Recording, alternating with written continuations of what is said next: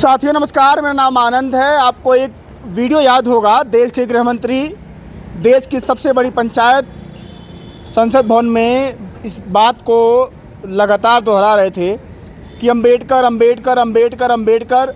लगातार जो लोग ये अम्बेडकर जी का नाम लेते हैं, क्या अम्बेडकर के नाम लेने से स्वर्ग चले जाओगे? आप याद करिए कि बीजेपी के कितने बड़े नेता और देश के गृह मंत्री अम्बेडकर जी का किस तरह से देश की सबसे बड़ी सदन में अपमान करने का काम करते हैं। लेकिन आज 14 अप्रैल के ठीक पहले, ख़ास तौर से उत्तर प्रदेश की बात करें तो बीजेपी को अचानक से देश के पहले कानून मंत्री और संविधान निर्माता डॉक्टर बी आर अम्बेडकर की याद आ रही है। बीजेपी पूरे उत्तर प्रदेश में अम्बेडकर जयंती को धूमधाम से मनाने की तैयारी कर चुकी है।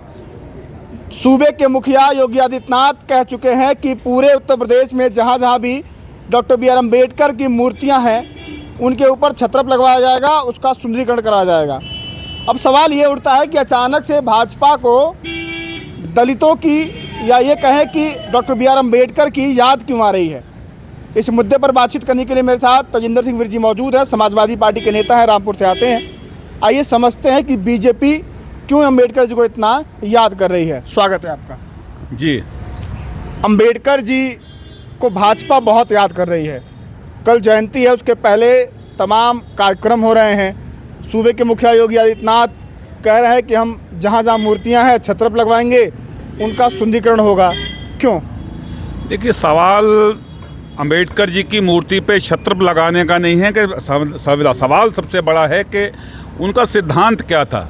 अंबेडकर के सिद्धांत को, अंबेडकर के विचार पे आज जो लोग पहरा देंगे, सवाल वो है कि क्यों आप आज संविधान खतरे में हैं, क्यों संविधान से जो हमें अधिकार मिले उन अधिकारों पे हमला हो रहा है। जो हमें बोलने का अधिकार था, जो संविधान देता है, जो अधिकार हमें आरक्षण का अधिकार देता है, उन सभी अधिकारों के ऊपर पिछले भारत सरकार जो हो, केंद्र की या राज्य की सरकार रही हो, लगातार उन पर हमला हुआ। संविधान को ख़त्म करने की साजिश जो रची जा रही है भारतीय जनता पार्टी की सरकार के अंदर, उससे इस देश का दलित, इस देश का पिछड़ा, इस देश का तमाम जो जातियां हैं, जिन जातियों को अंबेडकर ने बराबर की सहभागिता देकर उस संविधान के अंदर अधिकार देने का काम किया था, उन अधिकारों को ख़त्म करने की साजिश इस देश के उस मनुवादी स्मृति के लोग जो नागपुर से संचालित होते हैं, जिन्होंने इस देश में 90 साल तक इस देश का तिरंगा नहीं लगाया, वो लोग आज सत्ता पर काबिज होकर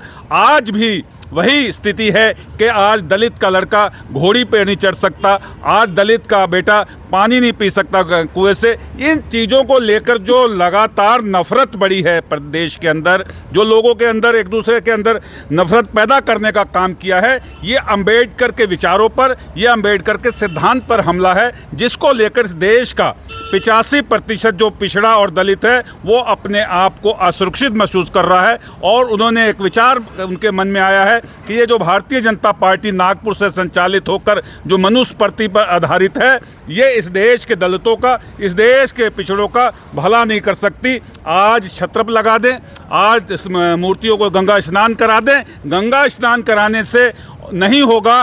जब एक पिछड़ा मुख्यमंत्री आवास खाली करता है, उस आवास को गंगा जल से धोते हैं। क्या यही संविधान था अम्बेडकर का? क्या यही सपना देखा था अम्बेडकर ने? जिस अम्बेडकर को जब अपने जीवन के अंदर नौकरी से जब वो घर जाते थे और जब फाइल फेंक के चपरासी फेंकता था, और माँ ने, जब उन्होंने अपनी माँ से आकर पूछा, माँ ये जाति क्या है, तो उन्होंने कहा ये मनुस्मृति में लिखा है। तो तब अम्बेडकर ने कहा कि मैं एक माँ ऐसी किताब लिखूंगा जो मनुस्मृति से अलग एक ऐसी किताब होगी, जो इस देश के दलितों, इस देश के पिछड़ों, इस देश के उन गरीबों, दबे हुए लोगों को बराबरी का अधिकार देने का काम करेगी। उस संविधान में जो हमें अधिकार मिले, क्या ये था कि आज एक पिछड़ा अगर उस कुर्सी पर बैठ गया, एक दलित अगर उस गद्दी पर बैठ गया, तो उस पूरे आवास को आप गंगा जल से धोगे? तो ये गंगा जल से धोने वाले लोग इस देश के दलितों को, इस देश के पिछड़ों को सम्मान नहीं दे सकते। इस देश को सम्मान भीमराव अंबेडकर के संविधान से मिल सकता है।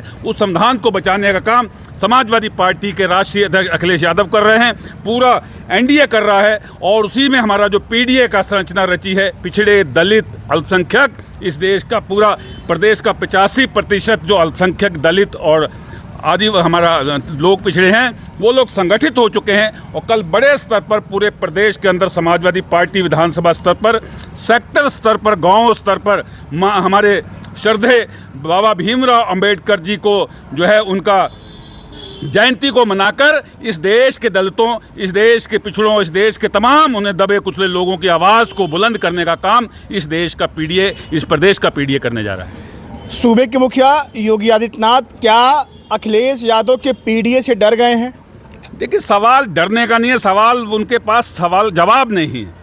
जो सपना उन्होंने दिखाया हिंदुत्व का और हिंदुत्व के नशे के अंदर, चाशनी के अंदर इस देश प्रदेश के दलितों को, इस देश आज तमाम प्रदेश की यूनिवर्सिटी हों, तमाम प्रदेश के ज़िले हों, उन ज़िलों के कलेक्टर कौन है, यूनिवर्सिटी के वाइस चांसलर्स कौन है, ये चीज़ें आज नेट पर आज तमाम जो भर्तियां हुई, किस तरह से शिक्षा मित्रों के अंदर कितना लोगों का जो भर्ती का जो रेशो था दलितों का या पिछड़ों का, कितना आया सामने निकल कर, और कितनी जो भर्तियाँ हो रही हैं उन भर्तियों के अंदर कितने पिछड़ों को, दलितों को नौकरियाँ मिल रही हैं, ये सवाल बड़ा है। इस सवाल को लेकर आज उनके पास कोई जवाब नहीं है सब भारतीय जनता पार्टी के पास। इसलिए इस प्रदेश का पीडीए मजबूती के साथ एकजुट होकर जिस तरह से 2024 के अंदर 37 सीटें और 6 कांग्रेस को मिलाकर जिस तरह से प्रदेश के अंदर आईना दिखाने का काम किया था, उस डर से आज भारतीय जनता पार्टी ने धरती पर, धरातल पर कुछ काम ना तो किसानों के लिए किया, ना दलितों के लिए किया, ना पिछड़ों के लिए किया, ना नौकरी दे सके, ना रोजगार दे सके। उल्टा जो रोजगार मिल रहा था, सरकारी नौकरियों को ख़त्म करने का काम किया। जितने भी सरकारी संस्थाएं थी उन संस्थाओं पर हमला हुआ। तो इसलिए इस देश का पीड़ित है, जो दलित है या पिछड़ा है, वो अपने आप को आज समाजवादी पार्टी या इंडिया गठबंधन के साथ अपने आप को सुरक्षित मान कर रहा है। और इसी को लेकर वो संविधान को बचाने के लिए जिस तरह से 2024 के अंदर मतदान किया था, हम उम्मीद के साथ कह रहे हैं कि 2027 के अंदर इस प्रदेश का 85% जो लोग हैं जिनको आज नौकरियों से वंचित किया जा रहा है या जिनको उनके अधिकारों से वंचित किया जा रहा है, वो लोग संगठित होकर 2027 में इस प्रदेश की कमान माननीय अखिलेश यादव जी को सौंपने का काम करेंगे। उत्तर प्रदेश का दलित किसके साथ? योगी आदित्यनाथ के साथ या अखिलेश यादव के साथ? उत्तर प्रदेश का दलित नहीं, पूरे देश का दलित का सवाल हो, पिछड़ों का दलित हो, आज वो अपने अधिकार के लिए संगठित होकर जो उनके अधिकार की बात कर रहा है, जो उनको नौकरी की बात कर रहा है, जो उनके सम्मान की बात कर रहा है, इस देश का दलित, इस देश का पिछड़ा उनके साथ खड़ा है। कौन है वो नेता? वो अखिलेश यादव हैं। वो सबको सम्मान देने का बात कर रहे हैं। आप 2024 के 37 जो हमारे सांसद हैं उनके अंदर देख लीजिए कितने दलित हैं, कितने पिछड़े हैं और कितने अगड़े हैं। तो ये सवाल है कि सबको जो सम्मान देने का काम कर रहे हैं, तो समाजवादी जो हमारी विचारधारा है, जो लोहिया की विचारधारा थी कि सबको, अगर जब तक सब लोगों का सम्मान नहीं होगा तब तक इस प्रदेश और इस देश का भला नहीं हो सकता। तो वो अगर कोई विचार लेके चल रहे हैं तो राष्ट्रीय अध्यक्ष अखिलेश यादव हैं, जो पूरे हिंदुस्तान ही, पूरे नहीं पूरी दुनिया के अंदर हिंदुस्तान में बसते लोगों के लिए एक आइकॉन है, एक आने वाली उम्मीद है। आपको पता है कि 2024 लोकसभा के चुनाव में समाजवादी पार्टी ने ऐतिहासिक 37 सीट जीत करके और कांग्रेस के साथ 43 सीट जीत करके बीजेपी का जो मजबूत किला बन चुका था उत्तर प्रदेश, उसको ढहाने का काम किया। बीजेपी इस बात को समझ गई है कि अगर 2027 का जो रण है, जो चुनाव है, जीतना है तो उत्तर प्रदेश के दलितों का साथ पाना बहुत ज़रूरी है। लेकिन आप समझिए कि इसी उत्तर प्रदेश में एक एक यूनिवर्सिटियों में जब भर्तियां होती हैं तो एक जाति के लोगों की अगर 50 वैकेंसी आती है तो 40 से 45 एक ही जाति के लोग, चाहे बांदा कृषि विश्वविद्यालय हो, चाहे गोरखपुर का दीनदयाल उपाध्याय विश्वविद्यालय हो, एक ही जाति के लोग की भर्तियां हो जाती हैं। इस देश का दलित पिछड़ा लगातार, चाहे यूजीसी में हो, चाहे विश्वविद्यालय में, चाहे सरकारी नौकरियों में, लगातार उसके हक अधिकार आरक्षण की लूटमारी हो रही है।